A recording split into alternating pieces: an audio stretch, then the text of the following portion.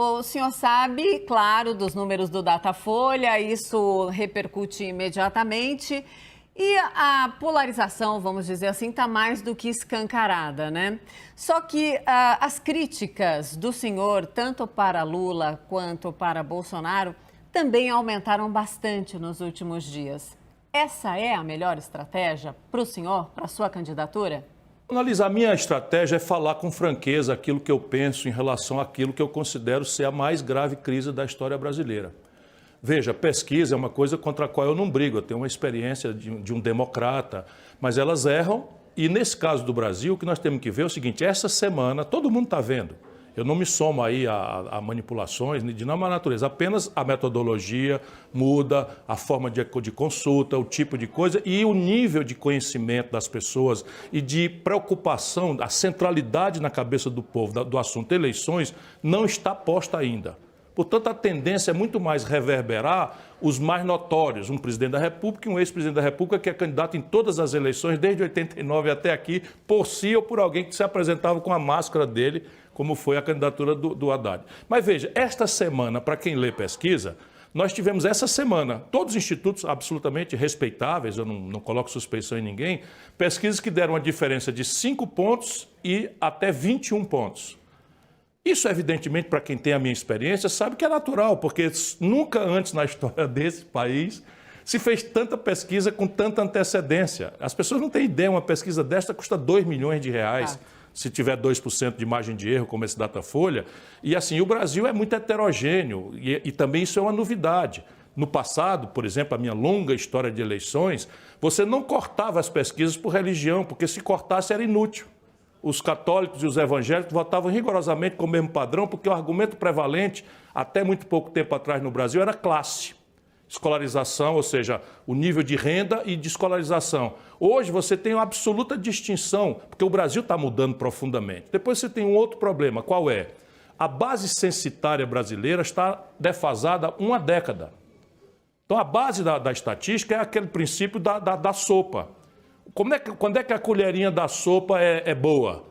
Prova mesmo a sopa. Quando o universo é homogêneo, né? Você faz o que com a sopa? Mexe a sopa, de maneira que quando você acaba de mexer, ou seja, faz o universo ficar homogêneo, qualquer lugar onde você colher uma colherinha é o gosto verdadeiro da sopa.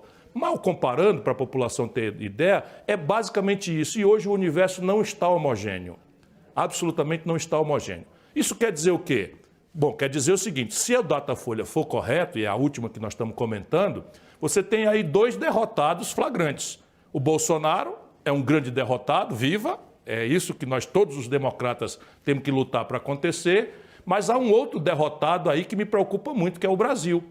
Porque se nós aceitarmos esses números, o que é que está acontecendo? A maioria do povo brasileiro está indicando que quer manter o modelo econômico que o Lula administrou e que administra, e que é o mesmo modelo econômico que está aí, produzindo inadimplência de 65 milhões de pessoas no SPC, 6 milhões de empresas negativadas no Serasa, o desemprego aberto, somado com a informalidade e o desalento, já atinge 70 de cada 100 trabalhadores brasileiros, o pior salário mínimo em poder de compra dos últimos 16 anos e só ganha do salário mínimo da Venezuela, que é um país em pleno caos institucional, de maneira que a minha preocupação é essa, agora falando sério, é se nós dermos crédito a esses números, a maioria do povo brasileiro está anunciando que vai derrotar o Bolsonaro, mas está anunciando também que vai permanecer com o mesmo modelo econômico votando no Lula.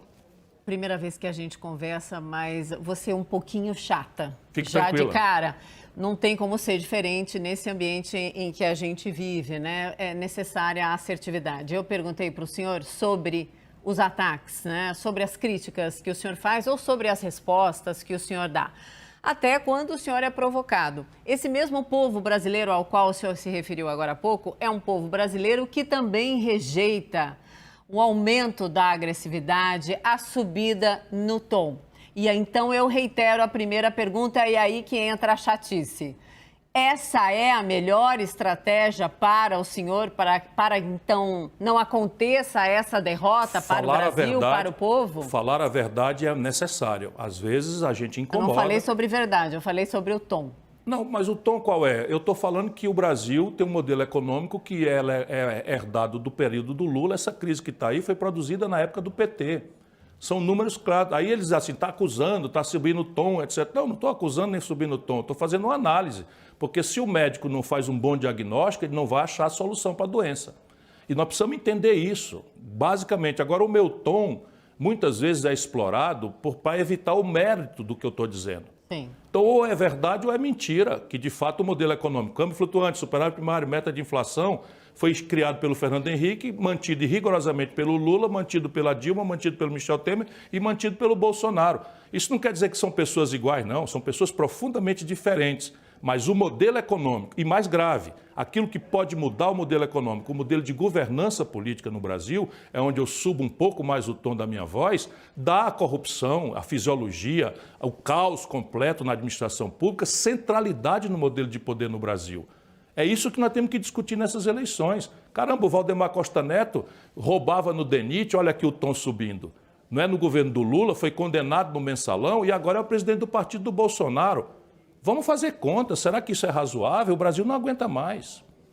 Sim, Ciro, aqui, claro, qualquer manifestação é muito bem-vinda, sempre. Aliás, já esteve aqui, né? O senhor já Muitas esteve vezes. aqui diversas vezes, conversando com todos os âncoras, e esse é o jeito mesmo da gente trabalhar, né? Natural, não se preocupe com isso. Fique absolutamente tranquilo, esse é o nosso jeito, o senhor estará absolutamente à vontade para dizer o que quiser.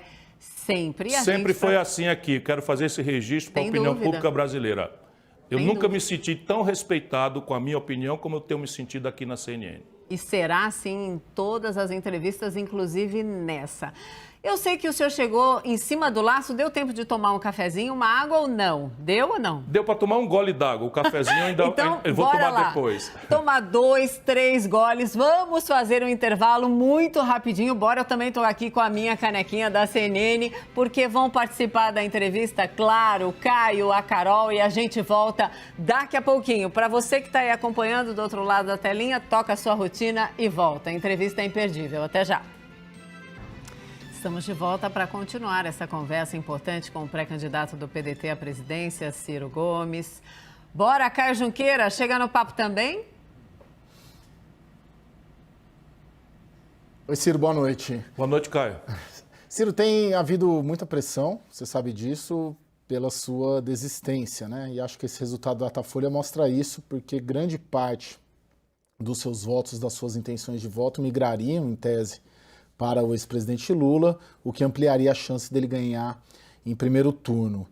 De 0 a 10, alguma chance de você não ser candidato neste ano? Eu ia anteceder a escala de 0 a 10 perguntando se você tem um dicionário para eu entender que é essa palavra que você acabou de falar aí. Eu não sei que palavra é essa, não está no meu dicionário. Mas voltando a falar sério, eu não sou candidato porque é fácil, porque sou favorito, porque tenho uma estrada folgada para ser o grande ungido das massas brasileiras. Não, eu tenho modéstia, eu piso no chão com muita paciência e parcimônia e humildade, cada dia mais com os meus cabelos brancos, nessa briga que tem os cabelos, quem corre mais para ficar careca, o cabelo branco. Eu sei muito bem que a estrada que está pela frente é muito dura, muito difícil. Mas eu sou candidato porque é necessário. Pense o povo brasileiro se nós virmos uma eleição resolvida no primeiro turno, em que a discussão parece que nós estamos nos anos 30, sabe? Contra o comunismo e contra o fascismo. Eu quero discutir fome no país que mais produz comida do mundo e que não tem uma política de abastecimento de preços que eu sei montar. Eu quero discutir inadimplência das empresas, que estão 6 milhões delas no Serasa, 3 empregos por cada uma, dá 18 milhões de empregos ameaçados. Eu quero discutir, sabe, a renda pública no Brasil, que um orçamento de 4 trilhões e 800 bilhões de reais está sobrando 25 bilhões para investimento e o Bolsonaro entregou para a roubalheira do orçamento secreto, né, de emenda do relator, e o Brasil virou um negócio de distribuir caminhão de lixo, ambulância, com o restinho de dinheiro que tem, enquanto o país está em agonia. O Brasil, pela primeira vez em 120 anos, paralisou sua economia 10 anos. Ô povo brasileiro, 10 anos, o Bolsonaro é o gravemente responsável pelos 3 anos e meio, os últimos. Mas os outros 7 anos não é o problema de Lula, de Dilma, é problema de modelo econômico. E eu quero propor, porque eu tenho uma saída para o Brasil e essa saída precisa de cumplicidade com o povo brasileiro. O que eu vou acontecer? Eu vou sofrer ataques especulativos toda hora, porque o sistemão quer resolver no tapetão, quer resolver fora do ambiente da disputa popular. Olha, vocês não têm ideia, não quero botar defeito nem suspeição em instituto nenhum, eu sou muito tranquilo em relação a isso. Mas vou dar um número para vocês do Datafolha, que é respeitabilíssimo, quero repetir isso, das eleições em Fortaleza agora, um aninho e pouco atrás. Nós dormimos sábado à noite com o meu candidato do PDT com 18% de vantagem sobre o nosso adversário. Quando acabou de apurar as urnas no domingo, no fim da tarde, ele ganhou por 3,5%. Por quê? Porque a abstenção foi absolutamente peculiar e ela vai acontecer naquela hora, naquele dia. Então, os americanos já têm algoritmo para ler pesquisa e é o que nós precisamos aprender no Brasil. Então, eu sei ler pesquisa com muita tranquilidade. Se você olhar, por exemplo, dinamicamente, o nível de intensidade do conhecimento, que não é igual entre todos os candidatos e a campanha equaliza. Fica todo mundo 100% conhecido. Você olhando ali, né, eu ainda tenho, entre os mais competitivos, o nível de intensidade de conhecimento menor dos três. Se você olhar a dinâmica de rejeição, eu tenho a menor dos três mais competitivos. Ou seja, eu sou o único adversário que é capaz de derrotar o Lula e o PT quando o povo brasileiro perceber isso, se essa for a demanda. Mas eu também sou o único, não é, que, não tendo rejeição, liquida o Bolsonaro. Essa pesquisa mostra que eu tenho 16 pontos na frente do Bolsonaro no segundo turno, apesar de todo mundo, e a crônica refletindo isso, é normal, está falando numa polarização mortal. E esse outro número? Como é que 52% da população brasileira diz que vota em mim? Por quê? Porque me considero uma pessoa votável. Eu tenho agora é que gramar, trabalhar, acreditar no povo, confiar no povo, né? Mostrar uma biografia limpa, um programa que responda às questões práticas. Eu tenho uma política clara. Por exemplo, eu anuncio que se entregarem a Petrobras e a Eletrobras para o estrangeiro e para a iniciativa privada, eu tomo de volta, pagando as devidas indenizações. E faço um desafio ao Lula. E o Lula está tão enrolado em conchavos, em acordos, etc., etc., que dali não sai nada, irmão. Será o maior estelionato eleitoral da história brasileira. E eu vou lutar muito para isso não acontecer, que o nosso povo não merece isso. Mas se acontecer, como democrata, eu vou cumprimentar o vitorioso, deixá-lo, não é, o desejar que ele acerte a mão, mas ele deixar que o povo brasileiro vote nele, imaginando que vai ter aqueles dias bons de consumismo, nacional consumismo dos anos 2003, 2004, está completamente enganado. O Brasil é outro completamente diferente, o mundo é outro completamente diferente, os desafios brasileiros são os mais graves e complexos. E para resolver, ou a gente bota o povo na jogada, lucidamente, ou a estrutura de Brasília, da fisiologia, da corralbalheira, que virou orgânica. Orçamento secreto, sabe? Isso daí, com base em conchavo, em acordões, como o Lula está fazendo, vai continuar. E isso é a ciência do desastre absoluto do país. Agora quem chega no papo também, Ciro, é a Carolina Brígido. Carol, por favor. Boa noite, candidato. Pode me chamar de Ciro, Carolina. Esse negócio da Globo de chamar os outros de candidato é um insulto ao padre que me batizou. Adoro. Tá bom, muito Ciro. bom. O senhor manda, pronto, é Ciro sempre. Diga, não, é porque Carol. eu estou em campanha. Isso despersonaliza a gente. Sem dúvida. Despersonaliza. Lula, Ciro, Jair Bolsonaro. O Bolsonaro ainda merece ali o Lula e o presidente. Não, eu só Ciro Pronto, mesmo. vai entrar no nosso manual. É Ciro e acabou. Diga, Carol. Boa noite, Ciro. Desculpa. Então, como o senhor falou agora, senhor, eu não consigo tirar, desculpa. Ok, tudo bem, as minhas cãs respeitam isso. Como o senhor disse agora há pouco, existe sim um caminho muito tortuoso para ser candidato no Brasil. O senhor tem enfrentado essas dificuldades e a gente percebe que essa dificuldade às vezes começa no próprio partido. Existe sim sinais de que o senhor sofre um certo isolamento dentro do PDT. O candidato do PDT em Minas declarou apoio a Lula, o candidato do PDT no Maranhão declarou apoio a Lula, o candidato do PDT também no Rio criticou recentemente as críticas que o senhor fez ao ex-presidente Lula. Eu quero saber se esses palanques duplos do PDT pelo Brasil, isso prejudica o senhor nessa caminhada de alguma forma. Bom, me permita que, por ética, eu não comente publicamente na imprensa declarações, atitudes ou interpretações de atitudes de companheiros de partido. Eu compreendo tudo isso com a minha alma, isso é da vida brasileira. A Federação Brasileira jamais conseguiu replicar aqueles entendimentos nacionais em todos os estados de forma coerente. Nunca aconteceu nenhuma eleição que fosse capaz de fazer isso. Nem quando a ditadura inventou vinculação de votos, nós inventamos na época, para nos insurgirmos contra essa coisa, o voto camarão, que era a ideia de votar em branco para governador e senador para poder votar em um deputado e um prefeito que fosse da nossa simpatia. E isso está acontecendo de novo. Agora, veja, eu não sou o favorito. Então, tem algumas pessoas que fazem aposta como quem vai para o Jockey Club. Qual é o cavalo mais famoso? Quem é que vai ganhar aí? E esse é um equívoco, porque eu estou na luta para construir um projeto e o trabalhismo é a força orgânica que tem história no Brasil. Sabe, o Getúlio Vargas, o João Goulart, o Leonel Brizola, isso tudo tem uma linha histórica e é muito pesada a responsabilidade que eu tenho de carregar isso. E eu vou carregar, procurando ser o mais digno, o mais honrado, o mais fiel possível, adaptando naturalmente aos tempos digitais, aos tempos da economia do conhecimento, que eu estou muito treinado para compreender, não é? E propor um novo projeto nacional de desenvolvimento para o Brasil. E se eu empolgar a nação brasileira, tudo isso vai ser uma lembrança desagradável de um momento em que as pessoas têm suas fraquezas. Eu posso, entretanto, destacar só um caso. Este cidadão que se apresenta como candidato do PDT em Minas Gerais não é do PDT e não será candidato. Inclusive é inelegível porque tem ficha suja. Eu não sei o que é que ele veio fazer aqui, saindo ontem do PT e se filiando do PDT. Este eu falo publicamente porque não é companheiro. Ciro, bora lá. Queria fazer muito mais entrevista, muitas outras rodadas com a Carol e com o Caio, mas não dá tempo. Só que preciso fazer uma última pergunta que tem a ver com o começo do nosso papo. Que quando o senhor estava dizendo, né, a respeito das críticas e do tom.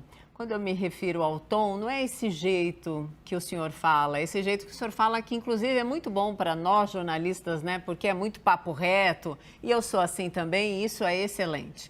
Eu digo quando o senhor faz críticas mais pesadas. Hoje, por exemplo, o senhor disse que 15% dos eleitores são nazistas, né? Segundo o senhor, são eleitores de Bolsonaro. Mas para ir ao segundo turno, que o senhor acabou de dizer que tem chances, o senhor precisará desses 15%.